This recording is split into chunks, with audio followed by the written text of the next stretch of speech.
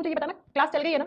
आज आपकी 1 से 2 में क्लास नहीं हो पाई थी बेटा, मेरी तबियत थोड़ी कुछ सही नहीं थी आज मॉर्निंग से ही, बहुत अजीब सा लग रहा था। मतलब 2 दिन से तबियत बहुत ज़्यादा, जब से ये मौसम चेंज हुआ है ना तो तबियत ऐसे ही चल रही है मेरी। कल मैम कल में दिन में भी क्लास नहीं चली, हाँ दिन में क्लास नहीं चली, तभी तो आज क्लास शाम में करवा लिया बेटा। आज 1 से 2 में क्लास नहीं चल पाई थी, इसलिए मैंने कहा मैं शाम में क्लास ले लूँगी 6 से 7 में। अभी ऑडियो वीडियो सब कुछ क्लियर है ना, कोई प्रॉब्लम नहीं है ना, फिर अपन आज की क्लास स्टार्ट करें। जल्दी से बताओ।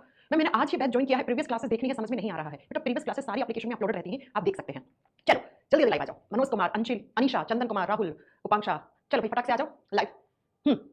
कोई नहीं मैम, आप रेस्ट कर लो बेटा, रेस्ट क्या कर ले आप, क्या बताया आपको, है ना? तो क्लास वैसे ही लगा देना चाहिए था मैम, वेट कर रहे थे बेटा। वेट काय को कर रहे थे? मैंने तो सुबह 8 बजे टेक्निकल टीम को इन्फॉर्म कर दिया था कि आज मैं क्लास इवनिंग में ले पाऊंगी, सुबह से तो मैं आज दवाई खा के ही सोई हूँ, है ना? चलो स्टार्ट करते हैं आज की क्लास। हम कल की क्लास में क्या पढ़ रहे थे? साइटोलॉजी, सेल वाला चैप्टर हमने शुरू किया था। कल हमने पढ़ा था सेल क्या होती है, सेल की खोज किसने की, डेड सेल की डिस्कवरी किसने की, लिविंग सेल की डिस्कवरी किसने की थी, ये हमने पढ़ा था कल। उसके बाद मैंने पढ़ा था कि बेटा सेल थ्योरी क्या कहता है, कोशिका सिद्धांत क्या कहता है। याद है आपको? सेल थ्योरी किसने दिया था? फटाक से मुझे सभी लोग कमेंट करके ये बताएंगे कोशिका सिद्धांत किसने दिया था और कोशिका सिद्धांत किस पे लागू नहीं होता। बहुत खांसी आ रही है, बहुत तबियत एकदम से वेदर चेंज हुआ है ना, तब से इतना ज्यादा। एक मिनट बच्चों, पता नहीं मैं आज क्लास में कंटिन्यू कर पाऊंगी कि नहीं कर पाऊंगी। हाँ चलो सुनो, प्रिया कह रही है मेरा नाम ले लो, ले लिया बेटा। तो कल मैंने बताया था सेल थ्योरी किसने दी थी? सैलेडन और सोन नाम के 2 वैज्ञानिकों ने कोशिका सिद्धांत दिया था। उसके बाद मैंने बताया था कि सेल थ्योरी किस पे लागू नहीं होती है। कोशिका सिद्धांत का अपवाद किसको बताया था हमने? वायरस। वायरस को हमने सेल थ्योरी का एक्सेप्शन बोला था। क्यों बोला था? क्योंकि मैम वायरस में कोई सेल नहीं होती है, कोई भी कोशिका नहीं होती है, उसके बावजूद भी वायरस जो होता है वो अपने डीएनए या आरएनए की हेल्प से वो लिविंग्स की तरह व्यवहार करना शुरू कर देता है, वो सजीवों की तरह क्या करता है, व्यवहार करना शुरू कर देता है। ये मैंने आपको कल क्लास में बताया था। आज हमें क्या पढ़ना है? आज हमें पढ़ना है कि जो सेल्स होती है वो 2 प्रकार की होती है। There are 2 types of cells. इस धरती पर जितने भी सारे यहाँ पर लिविंग्स होते हैं, सजीव होते हैं, वो सेल से बने हुए होते हैं। जी मैम, सेल से बने हुए होते हैं। अब ये जो सेल होती है ये 2 प्रकार की होती है। एक होता है प्रोकैरियोटिक सेल, एक होता है यूकैरियोटिक सेल। क्या होता है प्रोकैरियोटिक सेल, क्या होता है यूकैरियोटिक सेल? एग्जामिनर देखो कैसे क्वेश्चन पूछता है। एग्जामिनर क्वेश्चन पूछता है प्रोकैरियोटिक सेल का एग्जांपल बताओ। प्रोकैरियोटिक सेल में जो आपका राइबोसोम होता है वो कौन से प्रकार का होता है? यूकैरियोटिक सेल का राइबोसोम किस प्रकार का होता है? मैं आपको प्रोकैरियोटिक और यूकैरियोटिक सेल की फोटो दिखाती हूं, ये वाली फोटो देखो आप ध्यान से, और आधे घंटे के बाद ये दोनों फोटो आपको अच्छे से समझ में आ जाएंगी कि इसका मतलब क्या है और इसका मतलब क्या है, एकदम अच्छे से समझ में आ जाएंगी। बस आपको पढ़ना अच्छे से, ये सारी चीजें आपको समझ में आ जाएंगी। सुनो क्या होता है प्रोकैरियोटिक सेल और क्या होता है यूकैरियोटिक सेल। देखो बच्चों, प्रो का मतलब होता है यहां पर प्रिमिटिव, और प्रिमिटिव का मतलब होता है प्राचीन या पुराना। प्रिमिटिव का मतलब क्या होता है? पुराना। और कैरियोटिक शब्द जब भी आप देखते हो उसका मतलब होता है न्यूक्लियस। उसका मतलब क्या होता है? न्यूक्लियस, केंद्रक। आपने पढ़ा होगा सेल के बीचों बीच उसका क्या होता है? न्यूक्लियस, उसका केंद्रक होता है। प्रो का मतलब प्रिमिटिव और कैरियोटिक का मतलब न्यूक्लियस। ऐसी सेल, ऐसी कोशिका जिसमें न्यूक्लियस जो है वो पुराने प्रकार का है। अब पुराने का मतलब ये नहीं है कि वो 9 साल पुराना है, वो 20 साल पुराना है। पुराने का मतलब यहां पर है जिसका सेल का न्यूक्लियस डेवलप नहीं हुआ, विकसित नहीं हुआ। ऐसी सेल जिसमें न्यूक्लियस या तो होगा ही नहीं, होगा तो वो इमैच्योर होगा। इमैच्योर का मतलब है वो विकसित नहीं हो पाया। इसीलिए हम कहते हैं कि जो न्यूक्लियस होता है प्रोकैरियोटिक सेल का वो प्रिमिटिव प्रकार का होता है। प्रिमिटिव का मतलब पुराना नहीं है, प्रिमिटिव का मतलब है यहां पर जो सेल का न्यूक्लियस थोड़ा बहुत बना होगा फिर वो डिसॉल्व हो गया होगा, खत्म हो गया होगा। तो ऐसी कोई भी सेल, ध्यान से सुनना बेटा, ऐसी कोई भी सेल जिसमें न्यूक्लियस एब्सेंट हो, या तो केंद्रक होगा ही नहीं उस सेल के अंदर, न्यूक्लियस हो या तो होगा ही नहीं, एब्सेंट का मतलब पाया ही नहीं जाएगा, या होगा तो वो न्यूक्लियस क्या होगा? वो न्यूक्लियस इमैच्योर होगा। इमैच्योर का मतलब होता है बेटा वो मैच्योर नहीं हो पाया है, वो अविकसित प्रकार का केंद्रक रह गया है। तो मैंने आपको कभी भी एक सेल दिखाई और उस सेल में न्यूक्लियस नहीं हुआ तो उस सेल को आप पहचान के क्या बोल दोगे? अरे मैम ये तो प्रोकैरियोटिक सेल है। जैसे मैं आपसे फोटो में ये पूछूं कि इस फोटो में आप मुझे बताओ प्रोकैरियोटिक सेल कौन सी है, तो आप देखोगे ये वाली जो प्रोकैरियोटिक सेल है इसके अंदर आपको कहीं भी न्यूक्लियस नहीं दिख रहा है, केंद्रक नहीं दिख रहा है। ये न्यूक्लियोइड है, न्यूक्लियोइड तो डीएनए होता है, न्यूक्लियस की बात कर रही हूं मैं, केंद्रक की बात कर रही हूं। तो ऐसी कोई भी सेल, ऐसी कोई भी कोशिका जिसके अंदर केंद्रक पाया ही नहीं जाता है, या तो केंद्रक होगा ही नहीं, या कभी हुआ होगा लेकिन बाद में वो खत्म हो गया होगा क्योंकि वो मैच्योर नहीं हो पाया। इसीलिए उसको हम क्या बोलते हैं? उसको हम प्रोकैरियोटिक सेल कहते हैं। तो अगर कोई आपसे पहली लाइन में पूछे कि प्रोकैरियोटिक सेल आप किसको बोलोगे, तो आप क्या बोलोगे बेटा? प्रोकैरियोटिक सेल वो होती है जिसमें केंद्रक नहीं पाया जाता। जबकि दूसरी तरफ आओ, यू का मतलब होता है, ये लैटिन भाषा के शब्द है बेटा, ये प्रो यू है ना, यू का मतलब होता है न्यू, और न्यू का मतलब यहां पर नया। अब नए से क्या रिलेशन है? नया का मतलब है जिसमें सेल में न्यूक्लियस होगा और वो न्यूक्लियस मैच्योर होगा, वो केंद्रक विकसित केंद्रक होगा। ठीक है, तो कैरियोटिक शब्द का मतलब क्या हो गया? न्यूक्लियस। तो नाम से क्लियर है, ये एनसीईआरटी की डेफिनेशन लिखी हुई है बेटा। जब एनसीईआरटी पढ़ोगे तो आपको पता लगेगा, एनसीईआरटी में लिखा हुआ है कि ऐसी कोई भी सेल जिसमें प्रिमिटिव न्यूक्लियस हो वो प्रोकैरियोटिक सेल है। जिसमें क्या हो? New nucleus. न्यू का मतलब है ऐसी सेल जिसका न्यूक्लियस, जिसमें न्यूक्लियस प्रेजेंट होगा, जिसमें केंद्रक पाया जाता है। ऐसी कोई भी सेल जिसमें न्यूक्लियस क्या हो? प्रेजेंट यानी पाया जाता हो, और वो न्यूक्लियस क्या हुआ होगा? वो मैच्योर हुआ होगा। मैच्योर का मतलब विकसित केंद्रक। तो नाम से ही क्लियर हो गया, जिस सेल के अंदर आपको एक बीचों बीच विकसित केंद्रक दिखाई देगा उसको हम यूकैरियोटिक सेल कहेंगे। जैसे आइए मैं आपको समझाती हूं बेटा, न्यूक्लियस में बहुत अच्छे से आगे चलकर एक्सप्लेन करूंगी। जैसे ये सेल देखो, और इस सेल में आप साफ साफ देख रहे हो कि ये सेल का न्यूक्लियस है, न्यूक्लियस है। तो इस फोटो में मैं आपसे पूछूं प्रोकैरियोटिक और यूकैरियोटिक सेल कौन सी है, तो सबसे पहले क्या ढूंढोगे? न्यूक्लियस। क्योंकि इसमें न्यूक्लियस यानी केंद्रक नहीं है, तो ये कौन सी सेल है? मैम ये प्रोकैरियोटिक सेल होगी। इसमें आपको न्यूक्लियस दिख रहा है, केंद्रक दिख रहा है, तो ये कौन सी सेल होगी? ये एक यूकैरियोटिक सेल होगी, ये एक यू केंद्रीय कोशिका होगी। ठीक है जी मैम, आ जाओ नेक्स्ट पॉइंट पे। बच्चों ये जो न्यूक्लियस होता है, देखो ये एक सेल है, मान लो इस सेल का ये न्यूक्लियस है, और न्यूक्लियस के बाहर इस तरीके से एक मेम्ब्रेन लगी हुई होती है, केंद्र के बाहर एक झिल्ली लगी हुई होती है, उस झिल्ली को बोलते हैं न्यूक्लियर मेम्ब्रेन या केंद्रक झिल्ली। तो बच्चों जब सेल के अंदर न्यूक्लियस ही नहीं बना तो क्या उसके बाहर न्यूक्लियर मेम्ब्रेन बनेगी? नहीं। तो ये वो सेल है जिसमें न्यूक्लियर मेम्ब्रेन भी नहीं पाई जाती। ढंग से याद कर लेना, सारे में लास्ट में चलकर आपको 10 डिफरेंस याद करवाऊंगी प्रोकैरियोटिक और यूकैरियोटिक सेल में। और भाई एग्जाम में आते हैं तो लिख दो प्रोकैरियोटिक सेल में क्या लिखोगे? प्रोकैरियोटिक सेल में न्यूक्लियर मेम्ब्रेन इज एब्सेंट। क्या? Nuclear membrane is absent. और उधर लिख दो प्रेजेंट, उधर लिख दो प्रेजेंट। यानी कि मैम आप ये कहना चाहती हैं कि कोई भी सेल जिसके अंदर न्यूक्लियस नहीं होगा तो न्यूक्लियर मेम्ब्रेन भी नहीं होगी। जी हां, तो लिख दो इस प्रकार की कोशिका में केंद्रक झिल्ली भी नहीं पाई जाती है, केंद्रक झिल्ली भी नहीं पाई जाती है। नहीं पाई जाती है, जबकि बच्चों यूकैरियोटिक सेल में न्यूक्लियर मेम्ब्रेन पाई जाती है, क्योंकि न्यूक्लियस है और इस न्यूक्लियर मेम्ब्रेन का काम होता है न्यूक्लियस को प्रोटेक्शन देना, सुरक्षा देना। अब यहां पर भैया जब न्यूक्लियस ही नहीं है तो किसको प्रोटेक्शन देगी वो? और इधर तो न्यूक्लियस होता है, तो इधर क्या लिखोगे? Nuclear membrane is present. आप पूरा लिख लेना, मैं शॉर्ट फॉर्म में लिख रही हूं, केंद्रक की झिल्ली पाई जाती है। तो अब बना हुआ परिभाषा हिंदी में क्या लिखा हुआ है? प्रोकेंद्रिकी। जिस कोशिका का केंद्रक प्रो यानी पुराने प्रकार का है, यानी कि ऐसी कोई भी सेल जिसमें ना ही न्यूक्लियस है ना ही न्यूक्लियर मेम्ब्रेन है, उस सेल को आप प्रोकैरियोटिक सेल कहते हो। ऐसी कोई भी सेल जिसमें न्यूक्लियस भी होता है और न्यूक्लियर मेम्ब्रेन भी होती है, उसको आप यूकैरियोटिक सेल कहते हो, उसको आप यूकेंद्रिकी कोशिका कहते हो। Point clear? जी मैम। अब सबसे पहले आपको एग्जांपल्स पता होना चाहिए, सबसे पहले आपको एग्जांपल पता होना चाहिए कि मैम प्रोकैरियोटिक सेल के एग्जांपल क्या है और यूकैरियोटिक सेल के एग्जांपल क्या है। फिर आगे अपन और डिटेल में पढ़ेंगे अच्छे से। तो लिखो प्रोकैरियोटिक सेल का एग्जांपल, लिख दो बैक्टीरियल सेल। कोई भी प्रकार का बैक्टीरिया हो, कोई भी किसी भी प्रकार का बैक्टीरिया हो, उसके अंदर कौन से प्रकार की सेल होती है? हमेशा हमेशा और हमेशा प्रोकैरियोटिक सेल होती है। तो अगर आपसे एग्जामिनर पूछ ले कि जीवाणुओं के अंदर जो कोशिका होती है वो कौन से प्रकार की होती है, तो आप क्या करते होगे? वो प्रोकैरियोटिक प्रकार की होती है। बैक्टीरिया का एक और भी नाम होता है बेटा, बैक्टीरिया को कहते हैं ब्लू ग्रीन एल्गी। क्या कहते हैं? Blue green algae. हिंदी में कहते हैं नीले हरे शैवाल। ये शैवाल नहीं है बेटा, ये नीले हरे शैवाल बैक्टीरिया होते हैं। बस ये ऐसे बैक्टीरिया होते हैं जो फोटोसिंथेसिस कर सकते हैं। तो ब्लू ग्रीन एल्गी और बैक्टीरिया की जो सेल होती है उसमें कौन से प्रकार की सेल पाई जाती है? तो आप क्या कहोगे बेटा? प्रोकैरियोटिक प्रकार की सेल पाई जाती है। ठीक है। अच्छा, इधर मैंने न्यूक्लियर मेम्ब्रेन प्रेजेंट कर दिया क्या? आज मेरा दिमाग सही नहीं है। अच्छा, एब्सेंट होगा बेटा, यहाँ पे एब्सेंट, नहीं पाई जाती है। हिंदी में तो ठीक लिखा है ना, नहीं पाई जाती। ठीक है, तो इधर क्या लिखोगे आप बेटा? ब्लू ग्रीन एल्गी, जिनका एक और भी नाम होता है, आप लिख सकते हो नीले हरे शैवालों का एक नाम और भी होता है। नीले हरे शैवाल को कहा जाता है सियानोबैक्टीरिया। इन्हीं का दूसरा नाम होता है सियानोबैक्टीरिया। सियानोबैक्टीरिया हिंदी में सियानो जीवाणु कहा जाता है। हिंदी में क्या कहा जाता है? सियानो जीवाणु कहा जाता है। तो आपसे पूछे कि बैक्टीरिया की जो सेल है वो कौन से प्रकार की सेल होती है, आप कहोगे प्रोकैरियोटिक। ब्लू ग्रीन एल्गी या सियानोबैक्टीरिया होते हैं, उनमें कौन से प्रकार की सेल होती है? Prokaryotic cell. इसका मतलब मैम आपने जो ये फोटो दिखाई थी, ये किसकी है? ये बैक्टीरिया की सेल की फोटो है। क्यों है? क्योंकि बैक्टीरिया के अंदर कौन से प्रकार की सेल्स होती है? प्रोकैरियोटिक सेल होती है। ठीक है जी मैम। इसीलिए बेटा देखो, मैं ये डिफरेंस लेके आई हूं ना, तो ये देखना, इसमें देखो आपको पहला डिफरेंस क्या लिखा हुआ है? Always unicellular. क्यों लिखा है?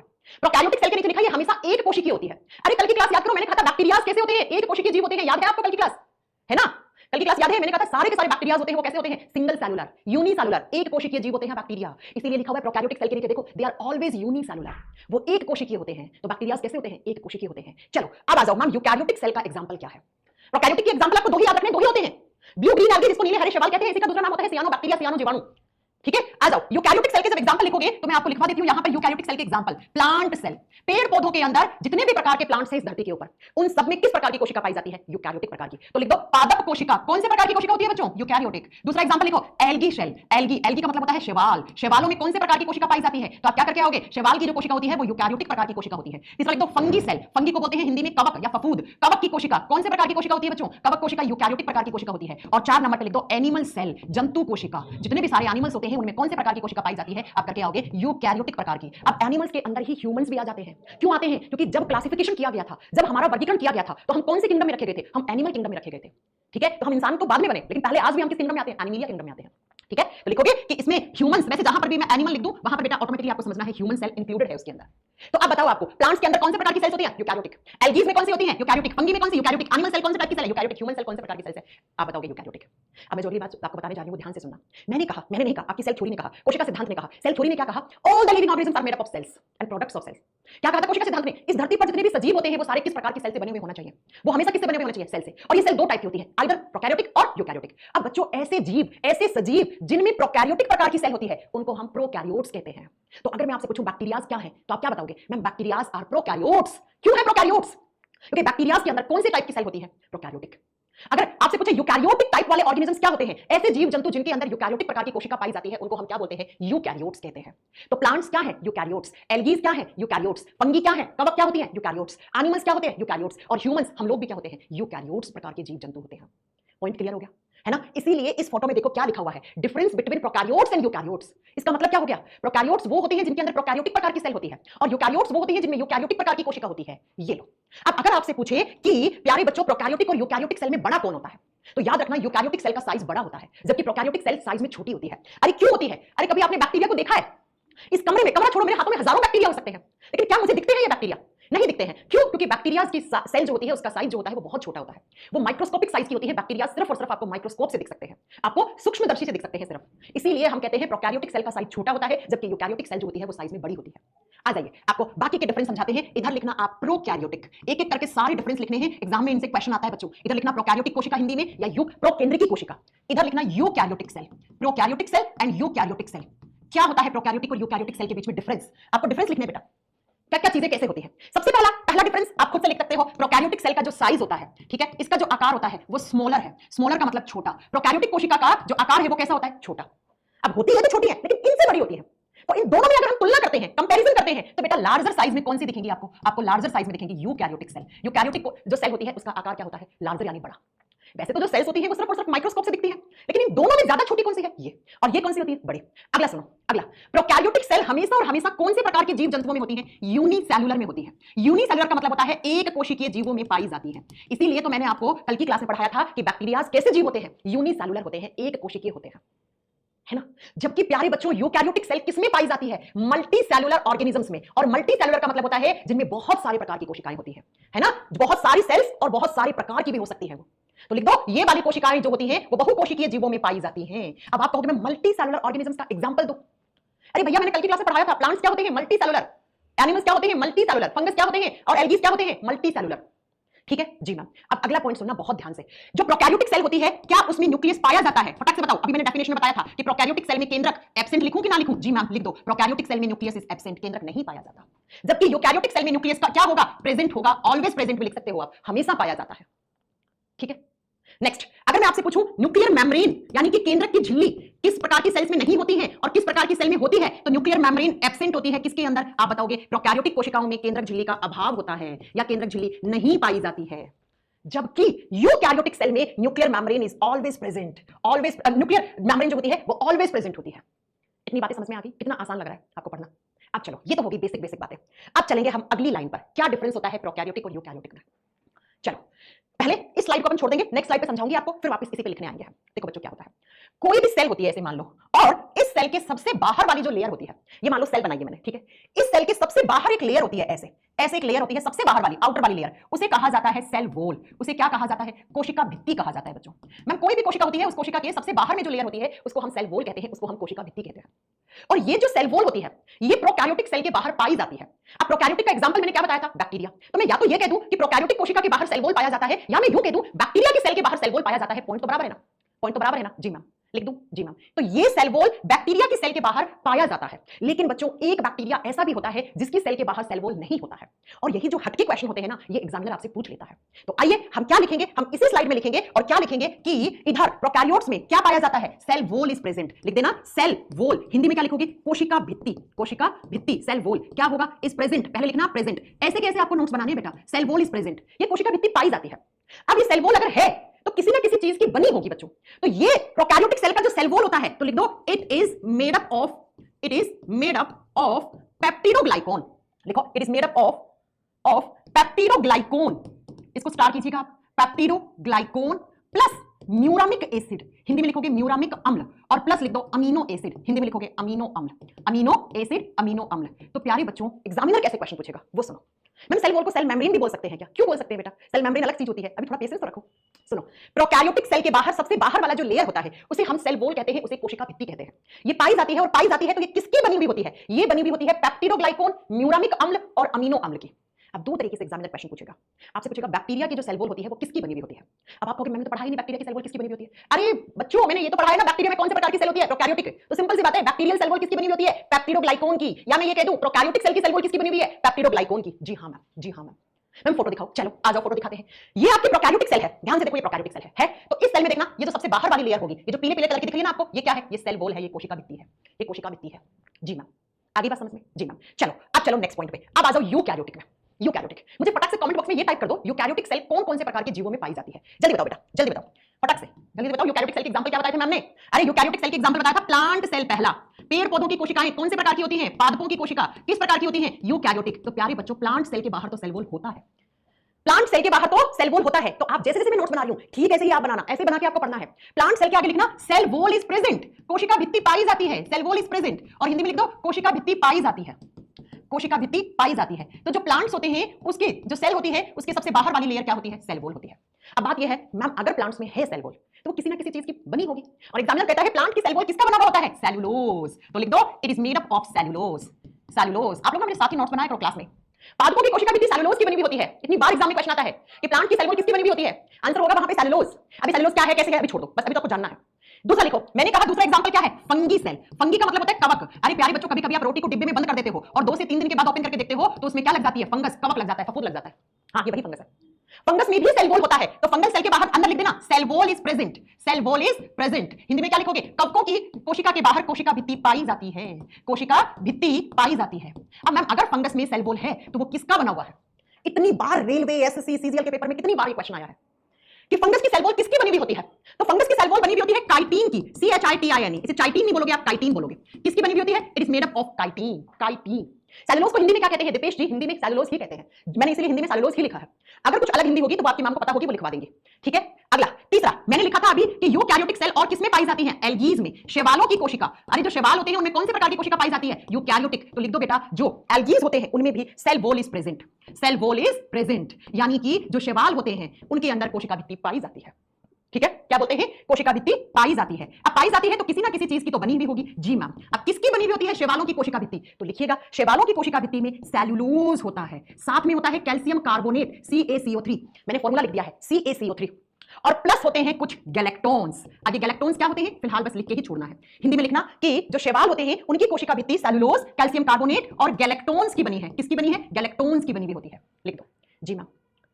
इसी के साथ थोड़ा सा प्रेजेंट होता है सेलुलोज के साथ पैक्टीन। अब ये पैक्टीन क्या होता है वो भी आगे आपको पढ़ाएंगे, लिख देना। पैक्टीन पाया जाता है।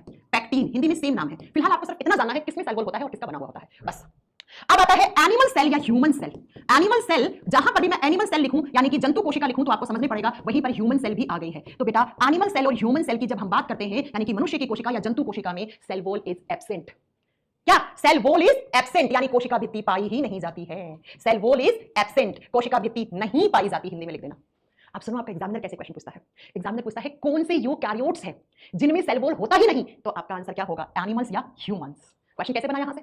कौन से यूकैरियोट्स हैं? अरे यूकैरियोट्स क्या होते हैं? जिनमें यूकैरियोटिक प्रकार की कोशिका होती है उनको यूकैरियोट्स कहते हैं।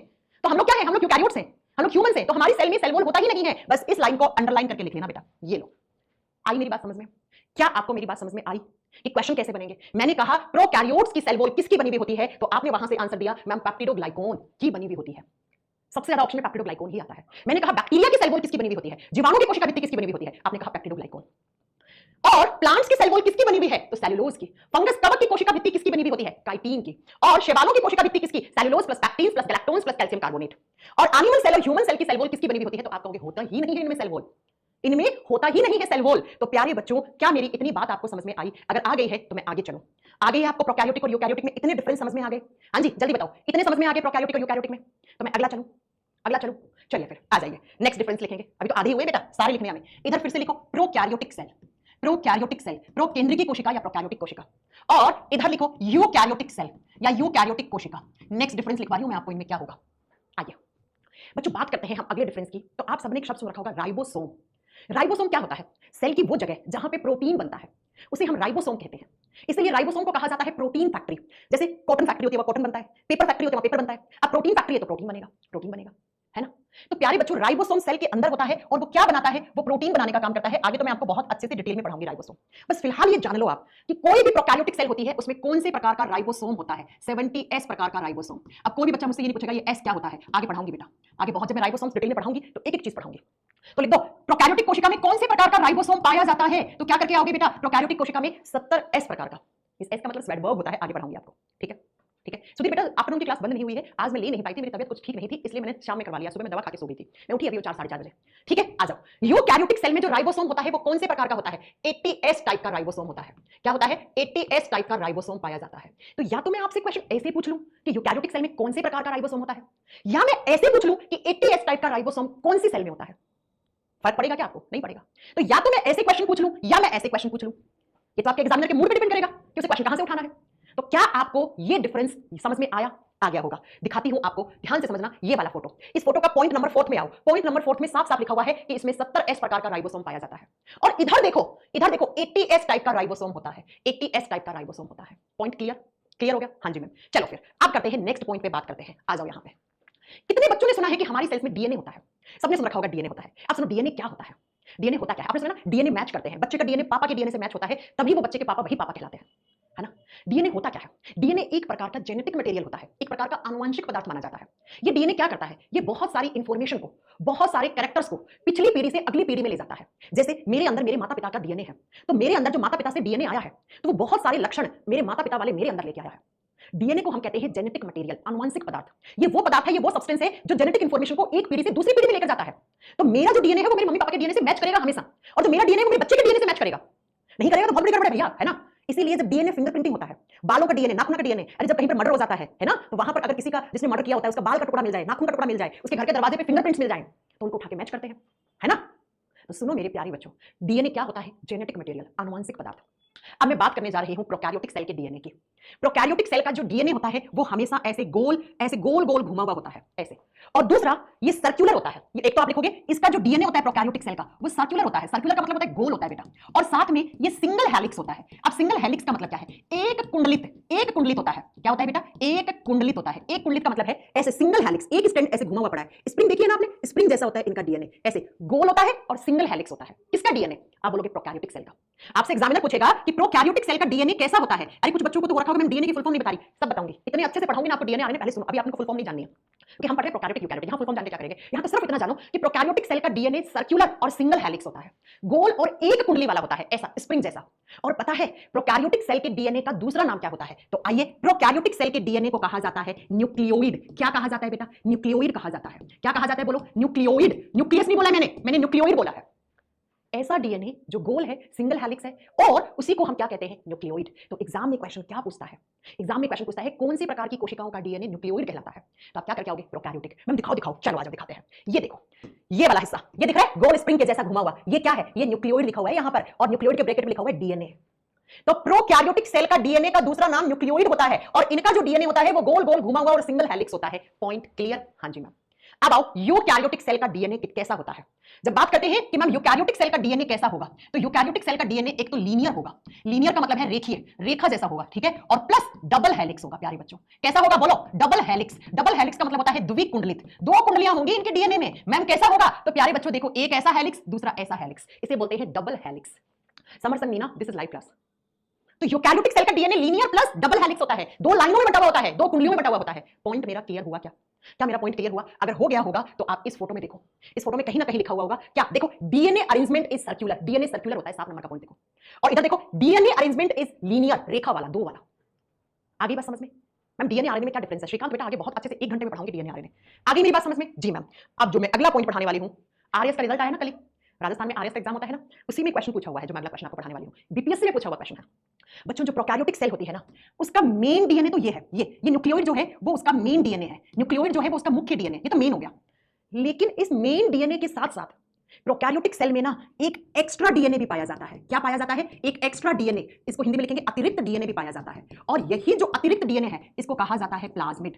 क्या कहा जाता है? प्लाज्मिड कहा जाता है। एक बच्चा मुझे कल की ही क्लास में पूछ रहा था कि मैम प्लाज्मिड क्या होता है। मैंने कहा थोड़ा रुको, आपको आगे सब कुछ समझ में आएगा, है ना। तो बेटा प्लाज्मिड क्या होता है आपसे पूछेगा एग्जामिनर, किसमें होता है। कोई भी प्रोकैरियोटिक जीव है उसके अंदर एक एक्स्ट्रा डीएनए पड़ा हुआ होता है, उसी एक्स्ट्रा डीएनए को हम प्लाज्मिड कहते हैं। यानी कि मैम बैक्टीरिया के पास एक अलग सा पड़ा हुआ एक एक्स्ट्रा डीएनए होता है, मेन डीएनए के अलावा भी एक एक्स्ट्रा डीएनए होता है, उसको क्या कहते हैं? उसको प्लाज्मिड कहते हैं। चलिए आपको पहले फोटो दिखाते हैं, होगा इस फोटो में पक्का कहीं ना कहीं प्लाज्मिड लिखा हुआ, कहीं लिखा हुआ है, इस फोटो में नहीं होगा कोई ना। तो आपको बस इतना याद रखना है कि एक एक्स्ट्रा डीएनए पड़ा हुआ होता है, उसको हम प्लाज्मिड कहते हैं, इसमें पक्का होगा।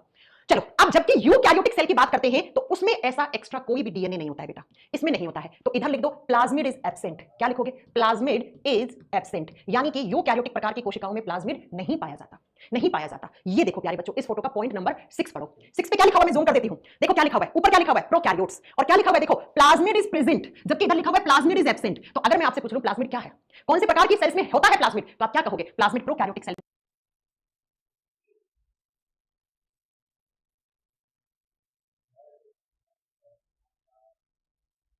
में होता है, जबकि यूकैरियोटिक सेल में नहीं होता है। प्लाज्मिड क्या होता है?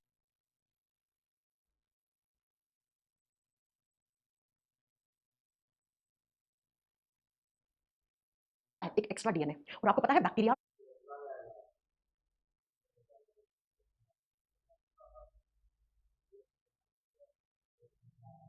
पे हम इतने सारे एक्सपेरिमेंट क्यों कर पाते हैं?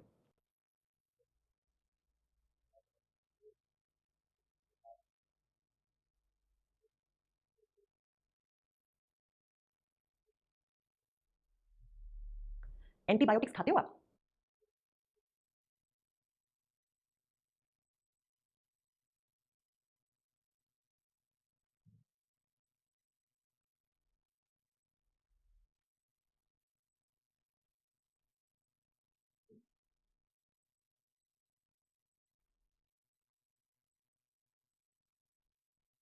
आपको बहुत तेज बुखार होती है, अजिथ्रोमाइसिन नाम की एंटीबायोटिक आती है।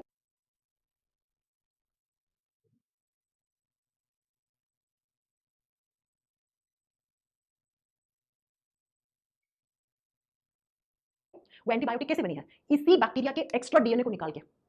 इसलिए बैक्टीरियाज को बहुत सारे फार्मास्यूटिकल कंपनीज वाले, माइक्रोबायोलॉजी वाले बैक्टीरियाज को काम में लेते हैं एक्सपेरिमेंट करने के लिए। तो बैक्टीरिया का क्या निकालते हैं? एक्स्ट्रा वाला डीएनए। एक्स्ट्रा वाला डीएनए मेन डीएनए से निकालेंगे तो खत्म हो जाएगा बैक्टीरिया। 2 डीएनए ना उसके पास, मेन वाले को नहीं छोड़ते, एक्स्ट्रा डीएनए को निकालते हैं। प्लाज्मिड को हिंदी में प्लाज्मिड ही कहते हैं। चलो हो गया, अब आ जाओ नेक्स्ट पॉइंट पे। अगला पॉइंट क्या है? अगला पॉइंट क्या है? चलो नेक्स्ट। बेटा कोई भी प्रोकैरियोटिक सेल होती है उसके अंदर माइटोकॉन्ड्रिया नहीं पाया जाता। तो प्रोकैरियोटिक के नीचे लिख देना नेक्स्ट पॉइंट में, पहले लिखना माइटोकॉन्ड्रिया। अब आप जल्दबाजी मत बचाना कि मैम ये माइटोकॉन्ड्रिया होता क्या है, आगे पढ़ाएंगे आपको। हिंदी में बोलते हैं सूत्रकणिकाएं, सूत्रकणिकाएं, कणिकाएं, और आगे लिख दो एब्सेंट। एब्सेंट प्रोकैरियोटिक सेल में माइटोकॉन्ड्रिया नहीं पाया जाता, जबकि यूकैरियोटिक सेल के आगे लिख दो माइटोकॉन्ड्रिया इज ऑलवेज प्रेजेंट। हाँ ऑलवेज प्रेजेंट, हमेशा और हमेशा पाया जाएगा। तो इधर लिख देना माइटोकॉन्ड्रिया हमेशा पाया जाता है। तो अगर मैं आपसे पूछूं बैक्टीरिया के पास माइटोकॉन्ड्रिया है, आप कहोगे नाम मैम। क्यों? कि बैक्टीरिया के पास कौन सी सेल होती है? प्रोकैरियोटिक। और प्रोकैरियोटिक में क्या नहीं होता? माइटोकॉन्ड्रिया नहीं होता। पॉइंट मेरा क्लियर? जी मैम। अगला, जो प्रोकैरियोटिक सेल होती है उसके पास लाइसोसोम्स भी नहीं होते हैं। लिख दो लाइसोसोम्स आर एब्सेंट। अभी लाइसोसोम्स क्या होते हैं आपको आगे सब कुछ पढ़ाऊंगी मैं एक एक करके। लाइसोसोम्स और आगे लिख दो एब्सेंट, नहीं पाए जाते हैं लाइसोसोम। और इधर लिख दो ऑलवेज प्रेजेंट। लाइसोसोम्स प्रेजेंट या ऑलवेज प्रेजेंट दोनों ही ठीक है, पाए जाते हैं लिख दो। तो अगर मैं आपसे पूछूं कि बैक्टीरिया के पास लाइसोसोम है क्या, आप कहोगे नो मैम नहीं है। अगला लिखो, नेक्स्ट लिखो गोल्गी बॉडीज। ये सब हमें पढ़ने हैं बेटा, क्या होते हैं ये सेल में, कहां होते हैं, क्यों होते हैं, क्या करते हैं। गोल्गी बॉडीज, और हिंदी में लिखो गोल्जी काय, और आगे लिख दो एब्सेंट। गोल्जी काय नहीं पाए जाते हैं, गोल्गी बॉडीज आर एब्सेंट। और इधर कर दो प्रेजेंट, इधर कर दो प्रेजेंट, यानी पाए जाते हैं, यानी कि पाए जाते हैं। ठीक है, नेक्स्ट लिखो इधर endoplasmic reticulum. Endoplasmic reticulum, reticulum Hindi में लिखा जाता है बेटा अंतःप्रदव्य जालिका। हिंदी में क्या लिखा जाता है? अंतःप्रदव्य जालिका, अंतःप्रदव्य जालिका। और लिख देना एब्सेंट।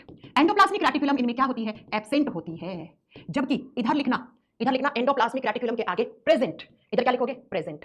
यानी कि मैम प्रोकैरियोटिक सेल में ना ही तो माइटोकॉन्ड्रिया होता है, ना ही लाइसोसोम्स होते हैं, ना ही गोल्गी बॉडीज होते हैं, ना ही एंडोप्लाज्मिक रेटिक्यूलम होते हैं। जी हाँ, जबकि यूकैरियोटिक सेल में क्या आप कहोगे? ये ऑलवेज प्रेजेंट होते हैं, बस किसी किसी का नाम कहीं चेंज हो जाता है बस। ठीक है, किसी किसी का नाम कहीं चेंज हो जाता है। आगे बात समझ में? जी मैम। तो आप इस फोटो में डिफरेंस नंबर कौन सा देखोगे? आप देखो 8वें नंबर पे क्या लिखा हुआ है? Lysosomes absent. क्या लिखा हुआ है बेटा? 8 नंबर पे पढ़ो, लाइसोसोम्स एब्सेंट। इधर क्या लिखा हुआ है? Lysosomes present. ठीक है, इधर देखो सेल ऑर्गेनेलीज इज एब्सेंट। अब ये सेल ऑर्गेनेलीज क्या होते हैं? माइटोकॉन्ड्रिया, लाइसोसोम, राइबोसोम, ये सब क्या होते हैं? सेल ऑर्गेनेलीज होते हैं, कोशिका अंग होते हैं, कोशिका के हिस्से होते हैं। तो ये नहीं है, इधर होते हैं, इधर होते हैं। तो ये पॉइंट भी समझ में आ गया, ये भी समझ में आ गया होगा, ये भी समझ में आ गया होगा। ठीक है जी मैम। अब आ जाओ, जो प्रोकैरियोटिक सेल होती है उसमें रिप्रोडक्शन कौन सी प्रोसेस से होता है? नेक्स्ट पॉइंट, प्रोकैरियोटिक सेल में रिप्रोडक्शन हमेशा एसेक्सुअल रिप्रोडक्शन होता है। अरे कैसा रिप्रोडक्शन होता है? एसेक्सुअल रिप्रोडक्शन होता है, और हिंदी में बोलते हैं अलैंगिक जनन। ऐसा जनन जो बिना सेक्सुअल ऑर्गन्स के हो जाए। कैसे? टूट के गिर गया। मान लो ये एक था प्रोकैरियोट्स, इसने अपने आप को बीच में से तोड़ दिया, तो यहां वाला हिस्सा यहां टूट के एक नया बना दिया, यहां वाला एक नया बना दिया, तो एक से 2 नए बन गए। ऐसा रिप्रोडक्शन जिसमें सेक्सुअल ऑर्गन्स, जिसमें मेल फीमेल की रिप्रोडक्टिव ऑर्गन्स, जिसमें स्पर्म्स ओवा कुछ नहीं चाहिए, उसे हम एसेक्सुअल रिप्रोडक्शन कहते हैं। ठीक है, तो जो भी प्रोकैरियोटिक सेल होती है वो हमेशा एसेक्सुअल रिप्रोडक्शन से अपने आप को रिप्रोड्यूस करती है। जबकि प्यारे बच्चों सुनो, जो यूकैरियोट्स होते हैं वो एसेक्सुअल तरीके से भी रिप्रोड्यूस कर सकते हैं, प्लस सेक्सुअल तरीके से भी रिप्रोड्यूस कर सकते हैं। उनमें अलैंगिक जनन और लैंगिक जनन दोनों पाया जाता है, अलैंगिक और लैंगिक। अब आप कहोगे मैम हम लोगों में तो सेक्सुअल रिप्रोडक्शन होता है, एसेक्सुअल किसमें होता है? बेटा कुछ प्लांट्स होते हैं उनमें एसेक्सुअल रिप्रोडक्शन भी होता है, और प्लांट्स तो मैंने पढ़ाया था कैसे होते हैं, यूकैरियोट्स होते हैं, यूकैरियोट्स होते हैं। तो ये होती है आपकी प्रोकैरियोटिक और यूकैरियोटिक सेल। अब मैं इसको वापस से रिपीट कर रही हूं, जिन बच्चों को डाउट हो मेरे से पूछ लेना। प्यारे बच्चों, प्रोकैरियोटिक और यूकैरियोटिक 2 प्रकार की सेल्स होती है इस यूनिवर्स में। जितने भी लिविंग्स हैं वो या तो प्रोकैरियोटिक सेल से बने होंगे या यूकैरियोटिक से। जो प्रोकैरियोटिक से बने हैं उनको प्रोकैरियोट्स कहते हैं, जो यूकैरियोटिक से बने हैं उनको यूकैरियोट्स कहते हैं। प्रोकैरियोट्स के एग्जांपल में क्या क्या आता है? नीले हरे शैवाल और जीवाणु। ठीक है, और मैंने कहा प्रोकैरियोटिक सेल वो है जिसमें न्यूक्लियस या तो होगा ही नहीं, होगा तो इमैच्योर होगा। इमैच्योर मतलब एकदम खत्म, ना के बराबर। ठीक है, और इसमें ना ही न्यूक्लियर मेम्ब्रेन होती है, और इसके एग्जांपल आपको 2 याद रखने हैं। यूकैरियोटिक सेल वो होती है जिसमें well defined, well mature nucleus हो और न्यूक्लियर मेम्ब्रेन भी हो, उसे हम क्या कहते हैं? उसे यूकैरियोटिक कहते हैं। इसके एग्जांपल तो ये 4। फिर मैंने कहा प्रोकैरियोट्स जो होते हैं वो यूनिसेलुलर होते हैं, उनकी सेल का साइज छोटा होता है, किसके मुकाबले में? यूकैरियोटिक के मुकाबले में। मैंने कहा जो प्रोकैरियोट्स होते हैं उनमें न्यूक्लियस और न्यूक्लियर की मेम्ब्रेन नहीं होती, जबकि इधर होती है। प्रोकैरियोट्स में सेल वॉल होता है, लेकिन सेल वॉल किसका बना हुआ होगा? पेप्टिडोग्लाइकोन का बना हुआ होगा। जबकि इधर प्लांट्स का सेल वॉल किसका होगा? कवक का सेल वॉल किसका होगा? शैवालों का सेल वॉल किसका होगा? और एनिमल सेल में तो सेल वॉल होता ही नहीं है। ठीक है, अगला लिख देना कि जो प्रोकैरियोट्स होते हैं उनका जो मेन डीएनए होता है उसको नाम देते हैं न्यूक्लियोइड, लेकिन इनके मेन डीएनए के अलावा भी एक एक्स्ट्रा डीएनए होता है इनमें, उसको हम प्लाज्मिड कहते हैं। जबकि हमारे अंदर ये प्लाज्मिड नहीं होता है, यूकैरियोट्स में ऐसा कोई भी आपका क्या प्लाज्मिड नहीं पाया जाता है। प्रोकैरियोट्स में mitochondria, lysosome, Golgi bodies, endoplasmic reticulum ये कुछ भी नहीं होता है, जबकि यूकैरियोट्स में होता है। और प्रोकैरियोट्स जो होते हैं वो एसेक्सुअल तरीके से रिप्रोड्यूस करते हैं, जबकि यूकैरियोट्स होते हैं वो सेक्सुअल तरीके से रिप्रोड्यूस करते हैं, लेकिन जो प्लांट्स होते हैं वो एसेक्सुअल तरीके से भी रिप्रोड्यूस कर सकते हैं। ये होती है प्रोकैरियोटिक और यूकैरियोटिक सेल। आज आपको समझ में आया बैक्टीरिया हमसे अलग क्यों है? अरे समझ में आया बैक्टीरिया हमसे अलग क्यों है? क्यों है बैक्टीरिया हमसे अलग? क्योंकि एक तो बैक्टीरिया की सेल बहुत छोटी, दूसरा वो एक कोशिकीय होते हैं, उनकी कोशिका में न्यूक्लियस नहीं होता है, ना ही न्यूक्लियर मेम्ब्रेन होती है, और क्या बताओगे, उनके पास जो डीएनए है वो भी हमसे अलग है, और उनके पास एक एक्स्ट्रा डीएनए है, उनके पास ना माइटोकॉन्ड्रिया है, ना लाइसोसोम है, ना गोल्गी है, ना अंतःपृष्ठ जालिका है, और वो एसेक्सुअल तरीके से रिप्रोड्यूस करते हैं। तो प्यारे बच्चों, इसीलिए हमारी सेल अलग और बैक्टीरिया की सेल अलग। अब बताओ, आप कभी अटको गया? आपसे पूछे प्लाज्मिड किसमें होता है, प्रोकैरियोटिक में कौन से प्रकार की सेल होती है, क्या बैक्टीरिया में लाइसोसोम होता है, बैक्टीरिया के राइबोसोम कौन से प्रकार का होता है, बैक्टीरिया की सेल वॉल किसकी बनी हुई होती है, बैक्टीरिया का डीएनए कैसा होता है, न्यूक्लियोइड क्या होता है? बताओ बताओ बताओ, कभी अटकोगे? चलो फिर जाते जाते मेरे क्वेश्चन का आंसर दे दो। कौन से यूकैरियोट्स में सेल वॉल नहीं पाया जाता? जल्दी बताओ। कौन से प्रकार के यूकैरियोट्स ऑर्गेनिजम्स होते हैं जिनके अंदर सेल वॉल नहीं होता? जल्दी बताओ बेटा, टाइम आज के लिए चेंज हुआ था। कल अगर मेरी तबीयत, कल एक तो करवा चौथ का फास्ट है, आपने मेरे हाथ पे मेहंदी भी देखी होगी, मम्मी ने जबरदस्ती करके मेहंदी लगवा दी कि नहीं मेहंदी लगाओ लगाओ, जबकि तबीयत ज्यादा खराब थी। तो कल मेरा फास्ट है, तो अगर मेरी फास्ट से मुझे कोई फर्क नहीं पड़ता, मैं बहुत फास्ट करती हूँ, सोमवार का भी फास्ट करती हूँ, मैं क्लास लेती हूँ, फास्ट में नवरात्रि भी रखे हैं, ऐसा कुछ नहीं है। तबीयत मेरी कल से खराब है, तो अगर मेरी तबीयत खराब रहती है और मेरे को कल पूरा दिन पानी भी नहीं पीना है ना, तो हो सकता है मैं कल क्लास ना लूँ, ठीक है। लेकिन अगर तबीयत सही रहती है तो बेटा मैं फास्ट लूंगी, वो आपका क्या कहते हैं, क्लास लूंगी, ठीक है। तो कल जो नहीं करूंगी वो परसों कंटिन्यू कर लूंगी, ठीक है बेटा, एक बार इस चीज का ध्यान रखना। अब हम कल क्या पढ़ेंगे? अब होगा असली खेला शुरू। प्यारे बच्चों, अब हम क्या पढ़ेंगे? जितने भी सारे नाम है ना, ये सब पढ़ेंगे। एक कह रहा था ना बच्चा डीएनए आरएनए में क्या फर्क है, बेटा ऐसा पढ़ा दूंगी ना तुम फर्क कभी सपने में भी तुम्हें डीएनए आरएनए के फर्क समझ में आएंगे, ठीक है। माइकोप्लाज्मा क्या होता है बेटा, कल की क्लास में समझ में आएगा। रसधानी क्या होता है, वैक्यूल होता है बेटा, सब कुछ समझ में आएगा। रुक जाओ रुक जाओ रुक जाओ रुक जाओ, आप लोग मेरे से आगे चल रहे हो बेटा, आप लोग मेरे से आगे चल रहे हो, इसलिए तुम्हारे ये डाउट आ रहे हैं।